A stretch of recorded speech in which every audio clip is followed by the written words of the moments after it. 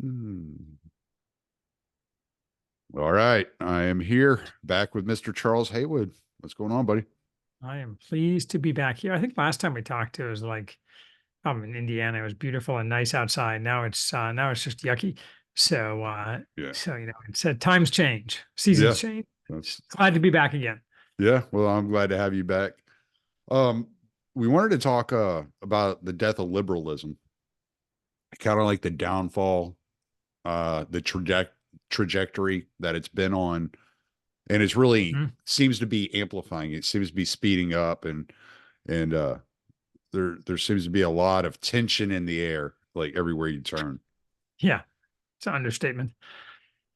I was listening to Jonathan Pajot on Aaron McIntyre the other day talking about the Enlightenment, and I think that's a really interesting topic that he touched on because he was making the point that the Enlightenment, it gave people the idea that they could micromanage societies, and that through micromanaging society, they actually they severed the glue that holds societies together and civilization together. And you get and he's like, you'll look around and you have these malls all over the place and the suburbs, and your next door neighbor is a stone's throw away, but you don't like your next door neighbor. You don't even know your next door neighbor. You don't talk to your next door neighbor. And not having the places in society to walk to and and and really bond with the people in Mhm. this institution, and learning to grow together, that's really severed the ties, and that was all downstream of the Enlightenment and pretty much like the whole goal of liberalism. Yeah, I think that's true. I listened to that same. I'm a big fan of both Aaron McIntyre and Peugeot. And despite what I said in the room about being behind and listening to podcasts, I did make the effort to make sure I listened to every word of, of that podcast. And they're both excellent. And that was a particularly interesting discussion. I mean, I would chalk that kind of atomization up to when I look at the Enlightenment, I look at something and I basically define the Enlightenment as the left. But in this case, the Enlightenment has two basic principles, one of which is, as I'm always banging on about, emancipation from unchosen bonds. And that necessarily leads to the kind of atomization that you describe, where everyone's separate from each other. Because if people are choosing all the time, well, I really don't want to hang out with my parents, or I don't want to hang out with my church, or I don't want to hang out with my family. I'm going to do this, I'm going to do that. The net effect of that over generations and many people and many choices is basically everyone's sad and alone because they don't have any really close ties with people. Of Mm. course, there's exacerbations, like the internet exacerbates that in some ways, while it alleviates it in other ways, and so on. But that's really not surprising at all. I think that's inevitable in the project of the Enlightenment to release people from doing whatever they don't want to do at that very moment. So when you look at the how the Enlightenment led to kind of the liberalization of the West specifically, and kind of the way that the West politics changed Mhm. after that, how do you visualize that? Like how does that make sense to you? Well, I think it's been a gradual process. So I chalk this all up, obviously, to Enlightenment philosophers, mostly in the 18th century. The problem is, analyzing this retrospectively, is that none of this stuff happened overnight. That is, certainly there are lots of talking heads, the equivalent of internet scribblers nowadays with these ideas, who are progenitors of the Enlightenment, whether that's people we regard generally favorably in the Western speaking world, like Locke, or people we regard less favorably, like Rousseau, who had different ideas, but were both progenitors of the Enlightenment. Their core ideas were very similar in this context, but that wasn't evident, right? Because these people were just, I want partially the fringes of society. I mean, they got purchased, they got a foothold in certain parts of society, but for the most part, the people who mattered, the ruling classes, didn't care about this new set of philosophies, and the rural people or the peasants or even the urban poor, I mean, they didn't care about these things. So, like, who is that guy? Who cares, right? So the problems with these philosophies weren't necessarily evident, because on the surface, a lot of the things they promise sound very nice, right? Why shouldn't we all have more freedom to do things. Why shouldn't there be more equality? Why can't we have heaven on earth? Of course we can have heaven on earth. It just hasn't been tried. The first Real kind of heaven has never action, been tried. right? Exactly. The the first time this kind of came to life in terms of being a practically applied political system was the French Revolution, and we all saw how that went. And then you saw through the 19th century, you saw this whole set of liberal doctrines cropping up repeatedly in Europe in various kinds of social turmoil. Obviously, in France, it was put down by Napoleon to an extent, though he also adopted certain Enlightenment doctrines, which have never left the French. He didn't return to the pre-Enlightenment times. And in various ways, in different situations throughout Europe, this thing crept through the 19th century. And then when you got into the late 19th century and the 20th century, you had the kind of more radical manifestations of Enlightenment thought, primarily communism, Marxism, communism. These things then got a hold in the 20th century, and it caused much of the disasters that we see in the 20th century. We in America thought that we were exempt, right? I just reviewed Yoram Hazony's book on conservatism. He does a good job of not so much this line of thought, but of analyzing how Americans thought that they were exempt. That is, we could have our classical liberalism, which wasn't at all leftism or Enlightenment thought, and it was nice and democratic. But fundamentally, the reason that worked in America, even though the founding fathers were largely very left and Enlightenment influenced, was because much of the same reason this stuff didn't catch fire in 1750, because the average, in America in particular, the societal virtue was just much higher. So you can run around telling people they can have freedom if they're the kind of people who, when you say, well, do whatever you want, they choose ordered freedom. They choose freedom within the confines of religion and to behave well. And they take freedom to mean, well, that's great that I don't have arbitrary rule anymore. But the seeds of having unlimited freedom as a philosophical principle eventually will show up. And after World War II, they showed up in full flower here in America. And in the inevitable point of all of these doctrines, these two core doctrines, wherever it ends up in, is where we end up now, which is the left hurtling off the precipice in an attempt to outdo itself at every turn with a yet more radical application of these doctrines, again, in the pursuit of heaven on earth. So, we are, on the map, you are here. Yeah. When I think about like the left, and especially when I hear people, more political philosophers of modern day, talk about the left and kind of the way that they're moving, they get they're often related to Christianity from like kind of the Protestant lens, like more of a Protestant Christianity without Christ or God, whereas the individual is Christ or God. And so it's almost like some odd form of Gnosticism, almost, that's engaging with society from this atheist lens. People have, made the point, and in some cases a claim. I think some say they claim too much for it, but that a lot of what the left pushes in America specifically is a desiccated form of Christianity with God stripped out. It's like it's kind of the ultimate end point of the old joke about Unitarians. Unitarians used to be very powerful in the kind of upper classes of Boston. That Unitarians believe in one God at most.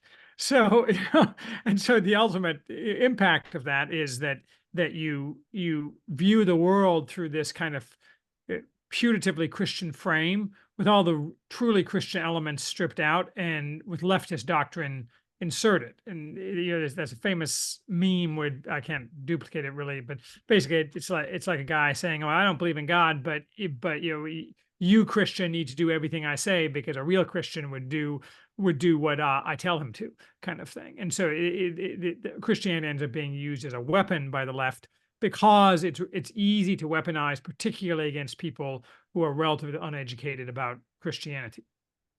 Right. Well, and I think where I'm trying to go is James Burnham in Suicide of the West. When you take the whole idea of the Christianity without God, without Christ in it, and then you look at how James Burnham constructed suicide of the West.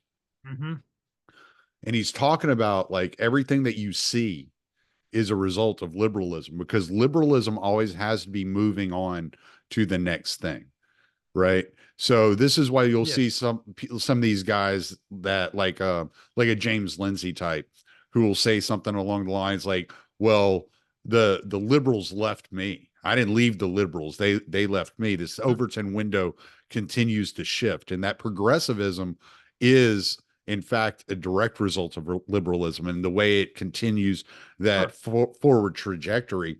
And it's almost like the Ouroboros eating its own tail. That's a good analogy. All these things, while they do have differences, I mean, the same way that the people have differences, they they're basically the same thing at root. I mean, James Lindsay was always a leftist. He just didn't realize it, and he steals the line from Ronald Reagan about the Democrats left me. But he was always a leftist because his premises always dovetailed precisely with those of the left and his first principles, and were antithetical to those of the right, with the right broadly defined as people who are not left, that is, people who reject those premises. His premises were always like that. He was always going to end up in this position. It just, it wasn't always obvious. And in fairness, I barely knew who James Lindsay was until like 6 months ago when he started, attacking me on Twitter for no apparent reason. But apparently he's like famous and I something. brought him up and I had totally forgotten about Yeah, no, that. he does a little bit of a thing this week because he attacked me again, and then I schooled him, and then he blocked me. He blocks people a lot. I'm like, dude, like, I don't really care. I didn't follow him or anything. What do I care? But it was just kind of so low IQ, immature. But anyway, those proxies keep attacking me randomly. But whatever. That's not the point. The point is all these people who purport to be on the right or associate with the right, associate with the goals of the right, aren't really. That doesn't mean you can't have, I suppose, some alliances with them. I mean, if you look at like James Lindsay's Twitter feed, I agree with much of it, right? In terms of his political goals. Mhm. But the fact is that in the end of the day, he was always going to support the left more than the right. How does okay, so let me see. How does it line up that liberals always tend to lean to into the left? What is it about that liberal mindset that moves them to the left? But yeah, I mean, I mean, again, we can spend a bunch of time like parsing definitions of liberal and left and so on, but you touched on it earlier, which is well, I forget how you put it, but I think you had a good phrase for it, that they're always moving in that direction because they don't have a limiting principle. So if you're a liberal defined, I mean, I'm not sure how you define liberal in this context, but you're basically a guy who thinks that the left is a couple of years ahead of the curve and you just wish they'd slow down. There's really it's a distinction without a difference.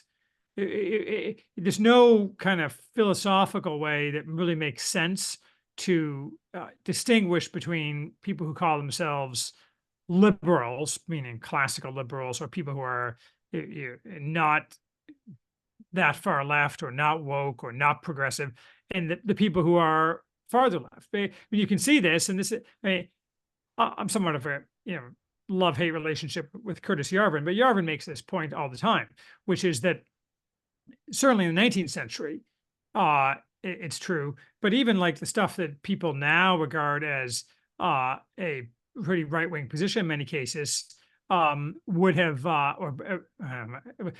people's positions have changed. The stuff that seems like it would have been radically left-wing in the past is now regarded as an acceptable right-wing position. And that's just a factor. If you're a liberal, you're necessarily going to end up in that direction because you're not a liberal, you're just a leftist. So it's like it's the Michael Malice conservatism is just progressivism driving the speed limit kind of Yeah, analogy. I mean that's a phrase you see sometimes, and I mean I read Malice's book The New Right like 5 years ago, and I reviewed it, and I honestly can't remember anything about it. And that's why I don't really follow Malice. I kind of know who he is, but if he's on that trajectory, that wouldn't surprise me at all. When I was more in the anarchist circles, I would listen to his podcast and I would follow him a little bit more. a Mhm. few years ago, and that was one of the things that one of the little catchphrases that he coined. And I was like, that makes sense because you can see it when you start talking to a conservative. You're like, what exactly are you trying to conserve? Like, how Yeah. far back are you willing to go? Yeah. Oh, Bill Clinton, like, Right. That's just that's kind of useless. it's kind of the way I see Trump. It's kind of like you're like a Bill Clinton Democrat, basically. Right, but Trump certainly on his the principles that he actually advances, that he's not a man of the right. Trump's function is to enrage the left Yeah. because it's like waving a red flag in front of a bull because they just can't help themselves. So it causes them to overextend themselves. It's strictly my support for Trump, and I think the support of a lot of people on kind of the thinking man's right is strictly tactical. I support Trump so that he'll everything will get blown up. Not blown up in terms of explosives, but though using plenty of those overseas. I don't want that's not what I want. What I want is like the system to crack and be reformed. Right. Right. Well, and it seems like the system is doing a good job of cracking itself, especially since the acceleration post COVID. It's like everything is accelerated to such a degree that you can't even. I actually tweeted it out yesterday because I was thinking about it. I was looking around and I was looking at news stories and I'm watching these people freak out about civil war over here and immigration over here and you know war over here, and I'm just like, what's wild is none of this stuff would have even like crossed into my landscape and my way of thinking if it were like 1800s. I'd be so worried about Hmm. just surviving that none of this stuff would Yeah, even matter to me. And it was like the thought crossed my mind that the less you have to worry about the big things like survival, the more time you have to focus on all these little small things, and it becomes overwhelming because there are so many small things, right? yeah. It's like trying to count grains of sand in a dune. You're just going to drive yourself nuts trying to pay attention to all of it. I mean, internet makes that worse. I do think though. Well, I mean, I think the people in 1800 were. I mean, they weren't necessarily quite at the edge of survival that we sometimes think they were. They had pretty stable lives in many instances. But though you could probably be killed more easily by random stuff that you wouldn't be killed by nowadays. Well, the Americans have always been big on everybody being politically involved or at least politically informed, obviously within the limits of the technology. If you live deep in the Illinois woods, you're not going to be getting the latest news from Washington in any timely fashion, right? Mm, But famously in colonial times, people would read newspapers out loud in bars and so on, rather than watching sports ball on the TV. They'd turn the TVs off and listen to the newspaper instead. But I actually think that's first of all anomalous in history, and second bad. That is, I think the average person shouldn't. It worked in America because of the kind of high virtue and education and specific context of the colonies. But generally speaking, in a well-run society with like an established empire type country like ours, you really the average person should have nothing to say about politics above the local level. Maybe like generally informed and so on, but like the idea that everyone has to be involved and care deeply about whatever is happening today in Washington is basically silly. I mean, it's a national waste of time. Having people too invested in the day to day politics on the national level doesn't lead to any kind of social peace. It just leads to, I mean, as we see, to endless, a wide variety of problems. well, and the progress that we've seen take place, and I often say that progressivism, as we know it today in the United States, it lies somewhere directly in between. It's like the line that separates communism from fascism is Hmm. progressivism on the authoritarian scale. That's kind of the way I look at it. And and the way that progressivism has advanced in the United States, it's nationalized so much of the politics. So everybody knows everything going on in Congress, everything going on with the president, all the wars, all this crazy stuff, but nobody knows anything about local politics. Like Yeah, absolutely. I've tried to figure out who runs the city council in the little town that I live near. And I can't figure out anything about what's going on over there. They're never open. There's nobody ever there. We don't even have police there. Like it's just like everybody just No, kind of no does their website. own thing. No, there's nothing. It's like Right. it's Uh, it's but crazy. you can I'm do that in a high trust. You can do that in a high trust society. Again, that's one of the major kind of unsung problems of America. But leaving aside the specifics of politics and so on, just running a low trust society is never going to be a successful way to run a society. And ultimately, in a country the size of ours, would lead to real significant problems. I mean, you can get away, especially because of the history of America. For example, many countries have long histories of low trust or tribalism and what have you, but they make it work because they've been doing it for 1,000 years, and whatever. Yeah, people don't, except in rare instances like Rwanda, they don't wake up one morning and start killing each other. They just everything is just kind of inefficient, and there's lots of bribery and my cousin knows you kind of stuff. But here in America, low trust basically means everyone hates each other, and that because people aren't used to being a low trust society, they don't know how to maneuver or structure things in a low trust society. So it's a very bad kind of way to run a country, and you can't get away ultimately with things like opacity in government because people will say, "Well, I can't find those city council people; they're probably up to no good."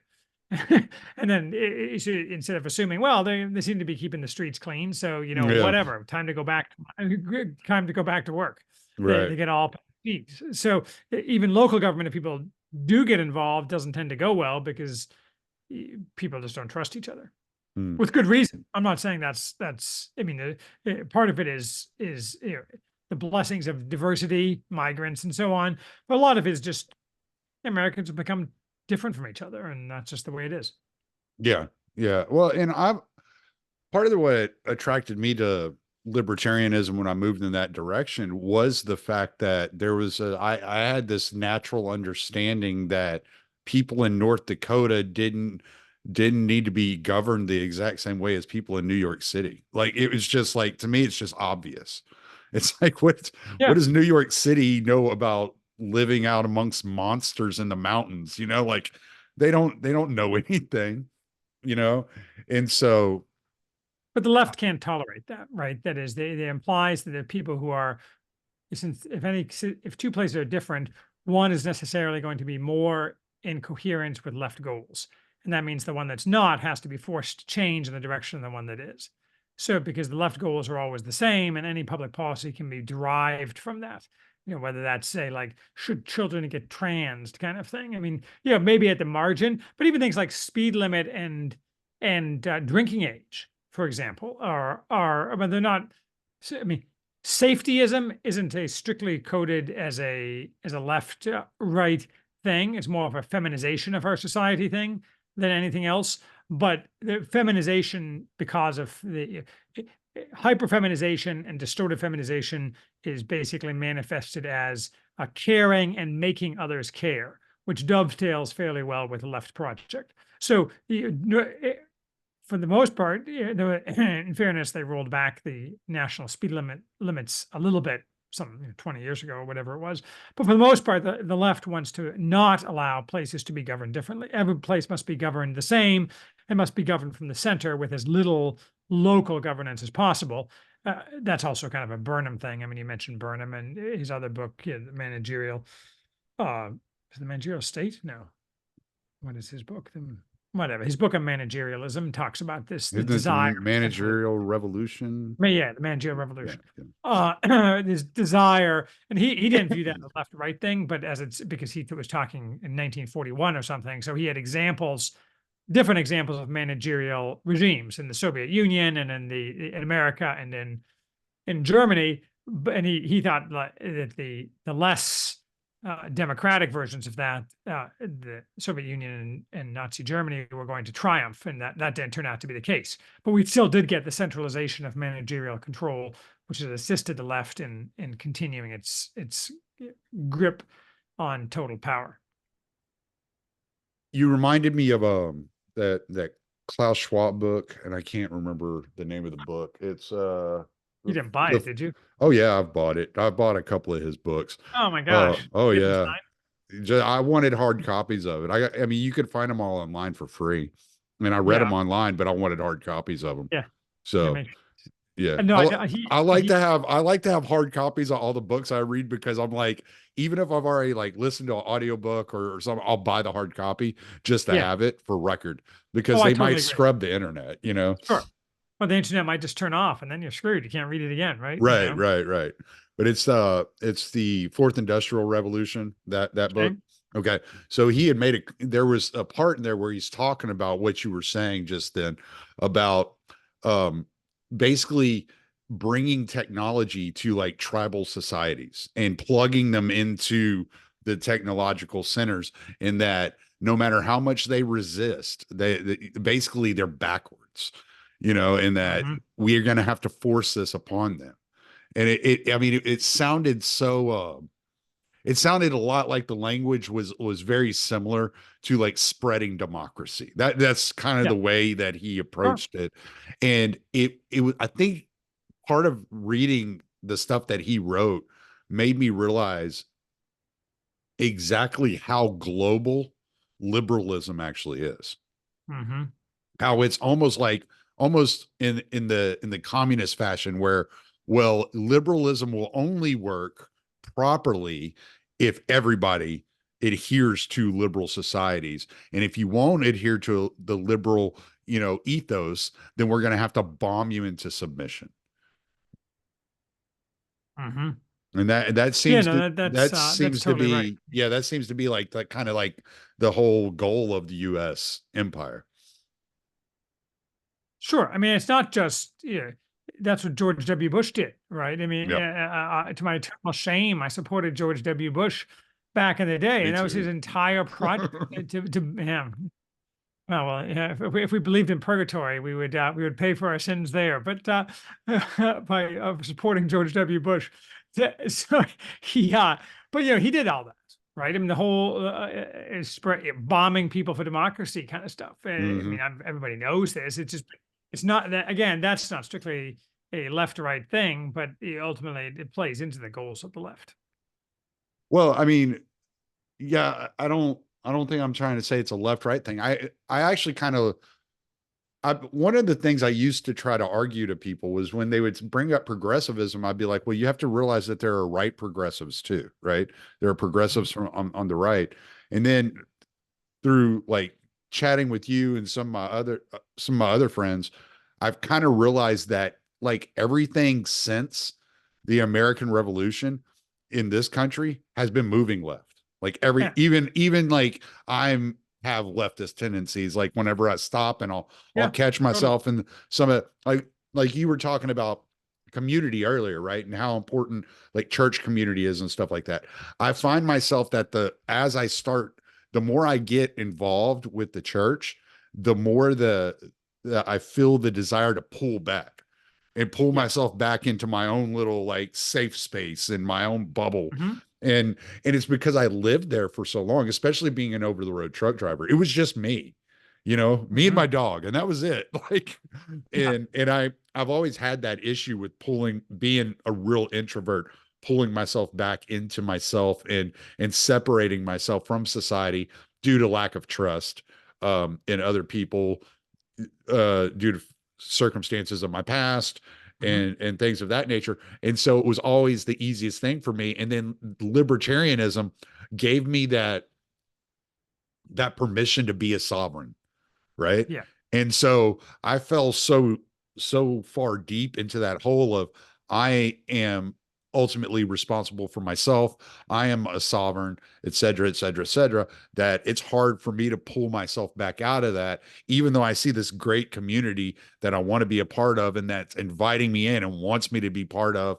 It's like, it's this constant battle that I'm fighting. And part of it is the circumstances in which our society is structured and how we're used to functioning.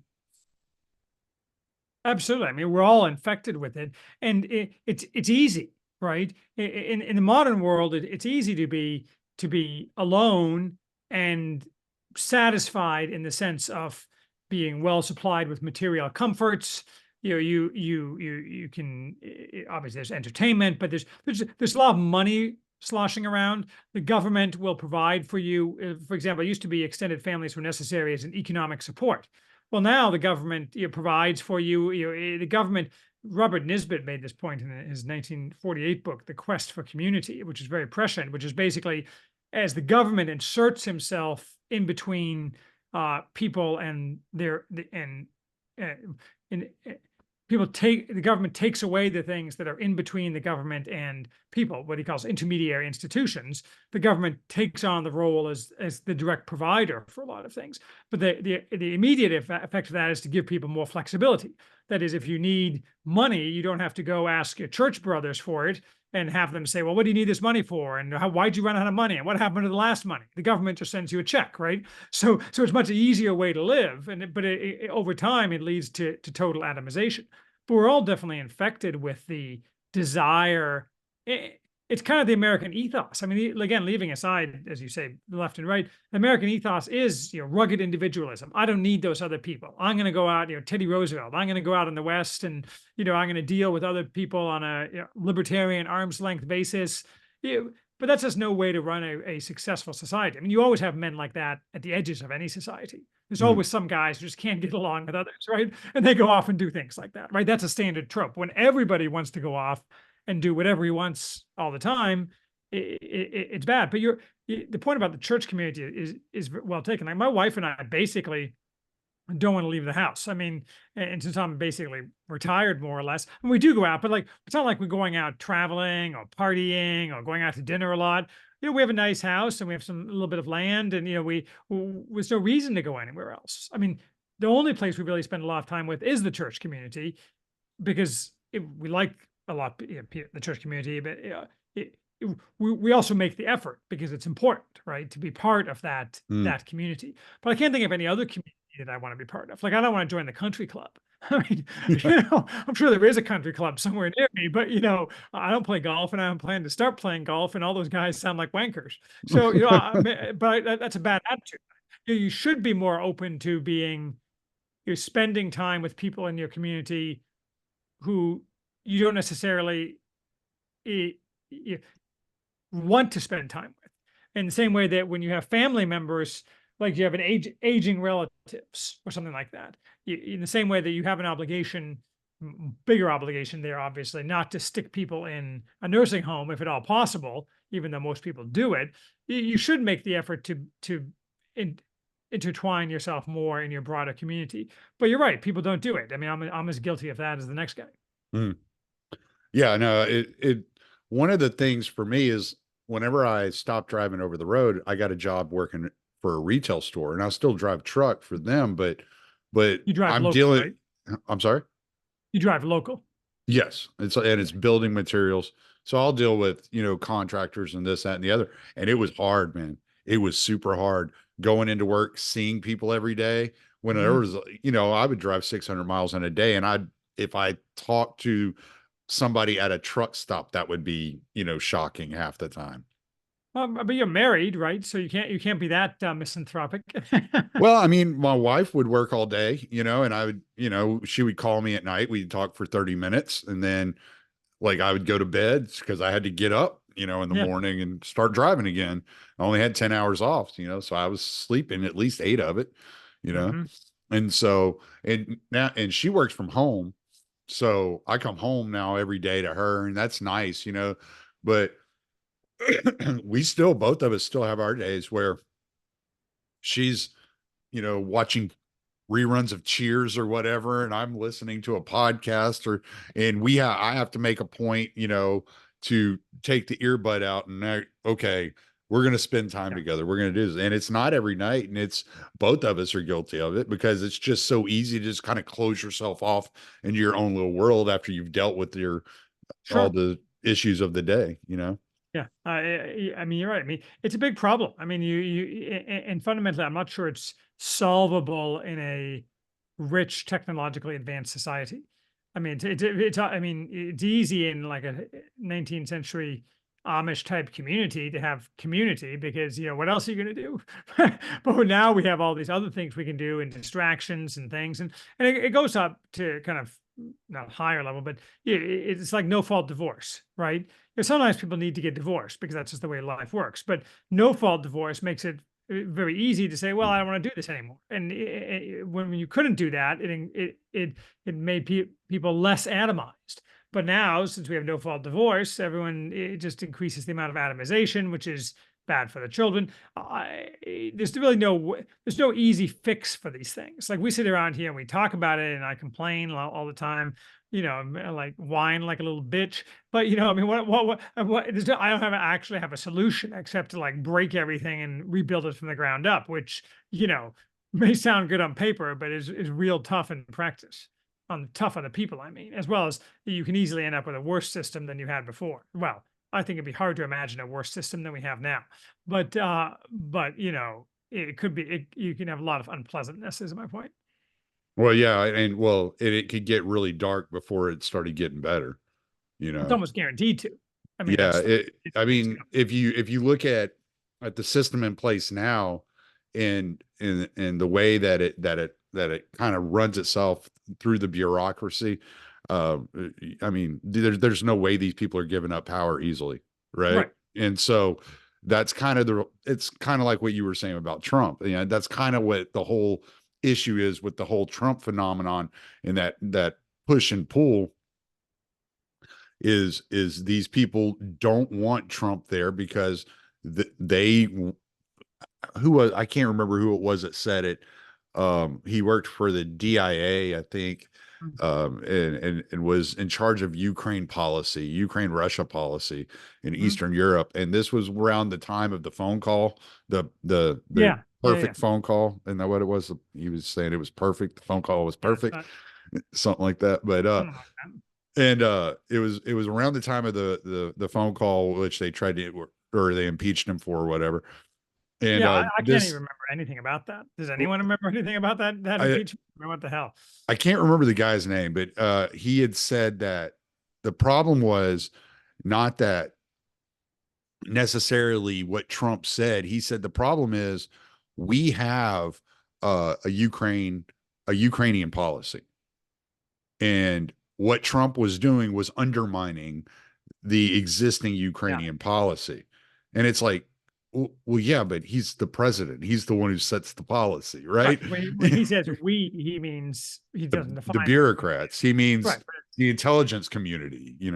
Right. I mean, like we shouldn't have any Ukraine policy. Like America shouldn't give a rat's ass about Ukraine at all. I mean, I've been to Ukraine many, many years ago to Lvov, which is really a Polish city. The Ukrainians stole it from the Poles after World War II, and the Poles stole the half of Germany, or half of Prussia. But why do we have any Ukrainian policy? I mean, we Right. should. I mean, except like a vague policy, like when the Ukrainian ambassador calls us on the phone, we pick up the phone to discuss what may be on his mind. But like, we shouldn't have any policy whatsoever about what happens in Ukraine, or unless it affects America, which it doesn't, because it's Ukraine. Which is Right. not, like literally, if we had paid no attention to Ukraine, 100 years could pass, and nothing that happened in Ukraine could have any impact of relevance on America. I mean, that's the way it was for 1,000 years. Well, America hasn't been around for 1,000 years, but from 1776 to like 1990 something, uh, leaving aside, I guess, parts of World War II, nothing that happened in Ukraine had any relevance whatsoever for America. Zero, none. Hmm. Nobody cares, and that we should just go back to that. I mean, I'm increasingly of the belief, and maybe there might be a few exceptions to this, but we should just say, well, in 6 weeks, we're abandoning every single overseas American base. Have a nice life. Maybe you can buy our stuff if you're like the Japanese. See ya. Well, I don't know why we have military forces anywhere, frankly, Right. where that actually benefits America. I mean, maybe there's a few exceptions to that. Like, there's probably a benefit to having Guam, but Guam is American territory, so I guess we could leave a base there. But like, why do we have bases in Europe? I mean, Mm. seriously, like, to what possible end? It just Yeah. don't. Anyway, I'm Well, getting all ranty now, but no, that's all right, because like we're touching on something I wanted to get to. Um, I saw a tweet from a guy, and it perfectly describes kind of the global uh mindset of the liberal. and how they view the world, and this whole spreading liberalism at the point of a gun. It's like you're going to be free or else. Um, so But they don't it, mean free, of course. They mean free to like have, LGBTQ, whatever. They don't mean free to like, worship God. They mean their definition of free is very specific. oh yeah, their definition of free is to think like they do, like for Yeah. sure, yeah. But he had said Biden needs to go and federalize the Texas National Guard, take them off the southern border, and put them on the border of Russia. It's and my buddy, I don't know. Do you know LB Mooney's? Name's familiar, but I don't know. I've never talked to him. No. Okay, so he had made a comment on my show in 2022 when this whole Russia Ukraine fiasco kicked off, and he had said, if you want to know what borders matter to the administration, look at what borders they're willing to send your kids to die for. Mhm. And you can see that coming out now in the tone of just your average liberal, just the way that they talk about the border of Mexico versus the border Yeah. of Ukraine. Yeah. But of course, I mean, and this is an ancient problem, but none of these people, they want to send the other people's sons to the borders that they care about. They're certainly not going themselves.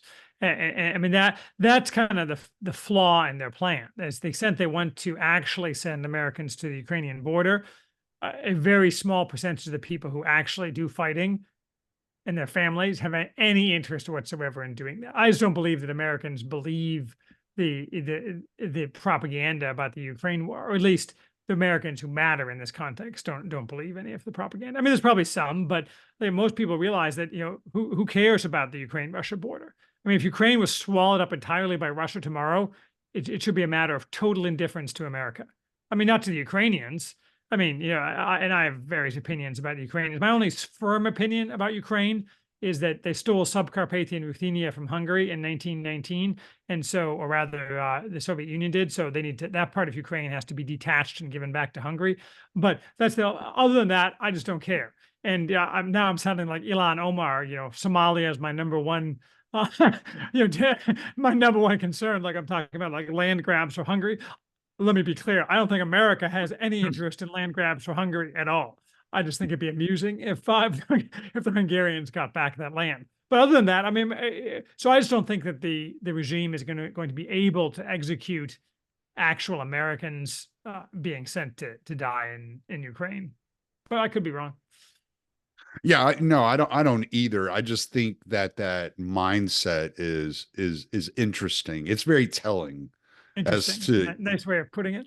yeah, it's very telling. And whenever I compound that with what we were just talking about with Klaus Schwab and technology, right? Like basically saying we're going to intervene on behalf of the Amish to force the Amish to, like you said, be infected by this technology and the modernization of society because it's in their own best interest. And Yeah. it's like, what makes you think that you have the sole proprietorship, the knowledge and ability to make that decision for other people? Yeah, but I mean, it's an inherent characteristic of the left. There is a Polish guy named Ryszard Legutko who wrote a book 4 or 5 years ago called, well, I think it was written in Polish like 10 years ago, but it was translated 4 or 5 years ago, called "The Demon in Democracy," where he basically talks about how communism and former communists in the Eastern Bloc quickly just morphed into liberals, liberal democracy, because their belief systems were essentially the same and they were welcomed by the liberal Democrats. And one of the key elements is what he calls this coercion to freedom. That is, you'll be coerced to be free in free in the definition that you gave earlier. And this is been a very successful political thing for these former communists and for the so-called liberal democracies. But I will say we haven't, like, the term liberal democracy was heavily used like 2 years ago, and I haven't heard it a lot lately. Yeah, I think they seem to have switched to just plain democracy. Our Which democracy, yeah, because like they just a liberal now democracy. they have a monopoly on it. I guess. I mean, so anyway, there you go. And we'll see. I mean, as everyone keeps pointing out, everyone predicts 2024 is going to be a crazy year, and here we are, and it's what is it's the 31st, so we're of January, so we'll see how the rest of the year goes. Warren McIntyre had a brilliant tweet about 2024 the other day. Did you see that? Don't know. I try. Uh, I go off and on Twitter. Like I try to wean myself off it for like 10 hours, so I miss some things. I'll have to find it, but it was hilarious. It was brilliant. But anyway, yeah, it reminds me of that Bill Hicks joke. Uh, America, you are free to do as we tell you, you know. Yeah, And yeah, that's kind of the whole idea. He was talking about questioning the JFK, the assassination of JFK, and he was saying, he was like, just go back to bed, America. Your yeah. government is in control again. You are free to do as Well, we tell you. and when you don't do as you're told, you're not free. I mean, I like to point this out that America now has considerably more political prisoners than uh, basically, I mean, you can count it different ways, the entire late Eastern Bloc, like in the 1980s, with the exception of like Albania and Romania and places that were really bad. But like we have far more political prisoners in America today than East Germany did in like 1983. I mean, or the Soviet Union. The Soviet Union had, I think, in according to Western sources, in 1986, something like 2,000 political prisoners, but most of those were people who were actual spies. That is, they've been literally been caught spying for another country Right. and put in jail. That's it. I mean, yes, it's a political prisoner in a sense because you're women. So that's like FAFO kind of thing. But like America has like actual political prisoners, lots of them.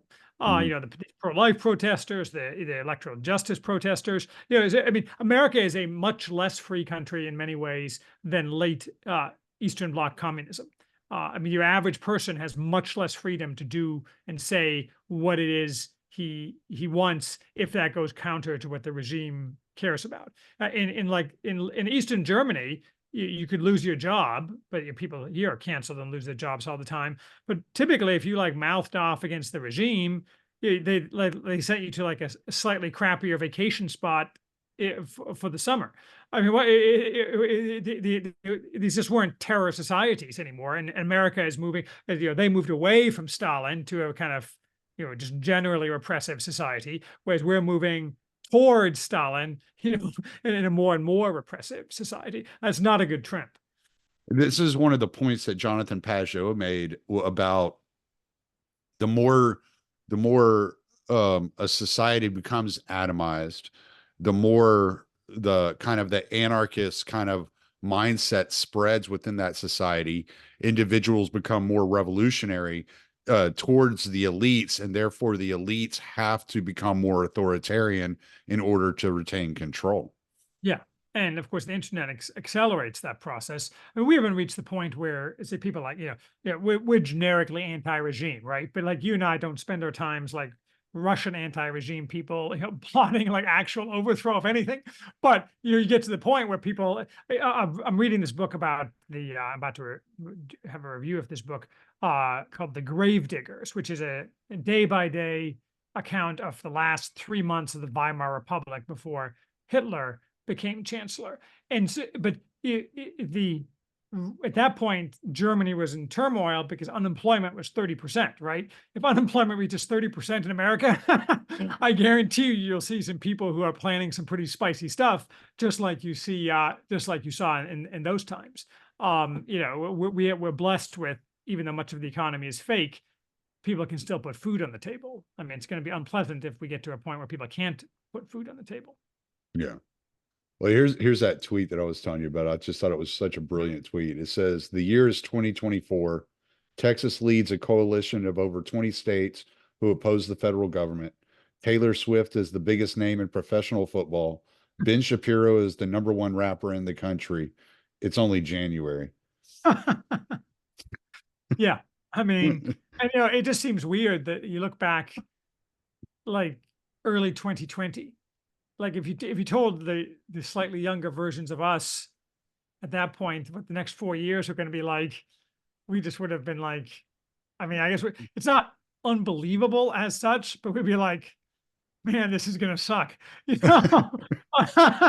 And just, um, I probably would have called myself crazy. I would have been like, dude, I don't know what you drank or what you smoked, right, but like, maybe. I mean, you know, my life is pretty good. Like I have no complaints. You know, I live in Indiana where I'm not oppressed by the government. You know, I got money in my pocket. My children are healthy. My wife's healthy. You know, you know, but out there, there's a lot of people, you know, suffering yeah. and they're suffering as a result of what the regime has done over the past 4 years. And you know, so you know, I declare the regime guilty. Yeah, I was lucky. I was lucky going through like COVID with all the lockdowns, being a truck driver, because that was one industry that did not get shut down. We had no issues whatsoever. Well, There it's because was, people need their stuff. I mean, they get food and everything else. I mean, there's well, yeah, and everybody was ordering stuff online then. So no, yeah. it had to get to you somehow. There was like a 2 week period where there were checkpoints at the Louisiana Texas border for people coming in from Louisiana into Texas, but they didn't mess with truckers. It was only four wheelers. So It all seems so weird in it retrospect. was I odd mean, to see, man. It it, really looked like we were like preparing. It was like almost like entering a military base. I was in the army. yeah, It was like entering a military base, you know? and they've tried to make everyone forget it. Mm. Like none of that ever happened. You know, we never did these things. You know, and some of it at the very beginning was understandable precautions, but like the stuff they did later, they just tried to deny that they did. And you know, people remember because they were there. Well, yeah, this was pretty early on. This was probably, I want to say it was probably April 2020. It was like 2 weeks, and then it was just kind of went away, and Yeah. Texas just Yeah, I mean, there stopped was a messing period with there them. where people are like, "Well, what's going on here?" Like, but Right. it became kind of obvious that like all the pictures out of China of people dropping dead were just, you know, psychological warfare by the Chinese or whoever. And like you know, all that stuff like that was circulating. But I remember telling my wife at the time, I'm like, this is all bullshit. And the way I can tell that is because I remembered in 2009, my wife had actually been out of the country and they had that SARS thing. Do you remember that? And Hmm. it was the same thing, the same videos that the Chinese were pushing of people dropping dead in the street. I'm like, this is just the exact same thing. I mean, maybe this thing will be a problem. There's somewhat a problem, maybe it won't. But this like stuff, people dropping dead that the Chinese are sending these videos around is just lies. It's just obvious lies. And so you know, that's the way it turned out to be. Right. Well, all right. So I'm not gonna keep you too much longer, but I want to kind of like tie all this back in together. So, given the subject matter of this conversation, when you think about that liberal mindset and the kind of liberal world order, which is now what they're saying instead of new world order, it's a liberal world order, and the way that this machine is churning, how do you see this going? Is it going to keep cracking at the seams? Is it going to keep continue to get more and more hostile, or do things calm down at some point? Yeah, I mean, it's prediction time. So let's work backwards. Things are most definitely not going to calm down at all under any circumstances. I mean, except maybe for a week or two or something like that. But, you know, when Taylor Swift gets proposed to at the Super Bowl and America comes together, you know, She endorses Joe Biden.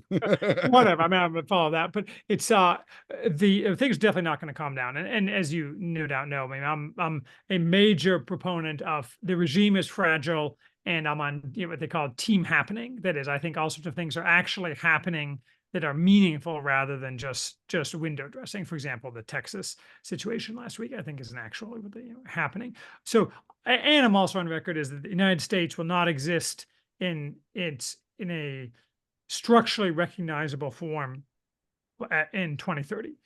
You know, it may have the names of America and have some other similarities, but will be fundamentally different place. You know, though that it could obviously take the form of many different things. So yeah, we're just going. I put a tweet about this. I said this something a while ago. Like you know, we're reaching the liquefy stage of the political blender, where you know you push the little button to mark liquefy and everything churns. So yeah, yeah.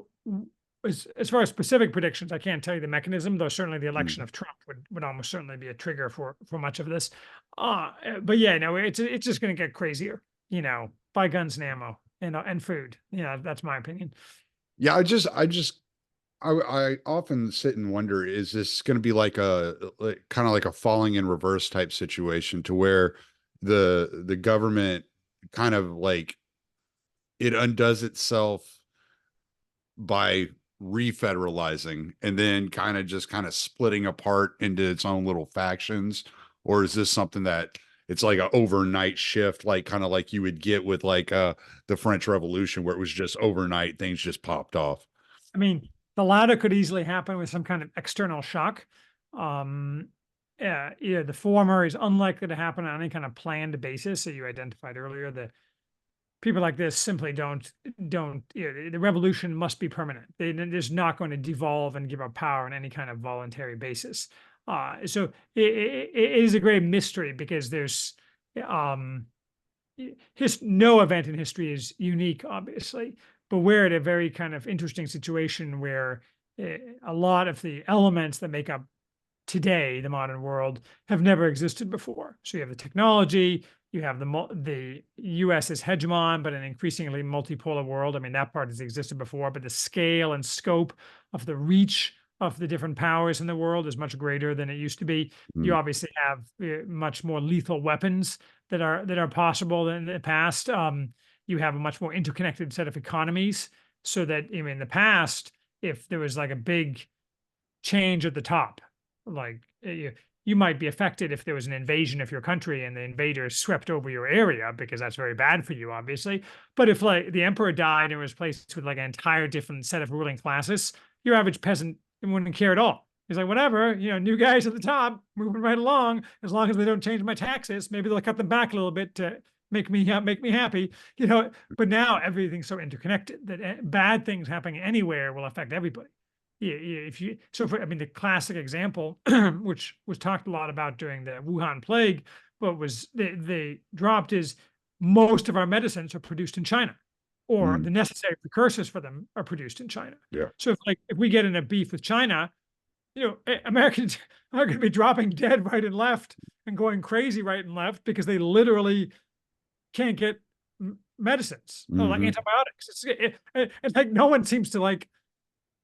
I mean, they talk about like, well, we need to reshore chips. I mean, how about reshoring medicine so we don't all get screwed? I mean, like, Yeah. but like, this is everybody knows this. Nobody denies this, but literally nobody does anything about it. And so Yeah. that's all this things. So necessarily, when something bad happens in the world, and it will happen because last I checked, that's what history is. Bad things happening. Uh Good things too, but bad things happen all the time. It's going to be this cascading set of clownish failures that everyone's going to say, well, that was entirely predictable, but I guess too late now. So, I mean, that goes to people should stay on top of their health too, right? I mean, if you're a diabetic, make sure you put in stocks of insulin, things like that. I mean, don't rely on just-in-time medicine if you have medical needs, is my advice. Right. Well, and nothing sounds extraordinarily fun about 100 million white liberal women going through Xanax with withdrawals all at the same time. Yeah, no, it'd be different. Be a lot of Twitter bannings for too much death threats. Yeah. Well, all right, man. We'll plug what you got to plug. Well, I'm not really a plug guy. Sorry, I don't have a supplements line or anything cool like that. No, I just write at the Worthy House, theworthyhouse.com, and I also have a presence on Twitter, and at the Worthy House. And I don't sell anything or sell subscriptions, but you're welcome to read my stuff. I transcribe it into audio and video.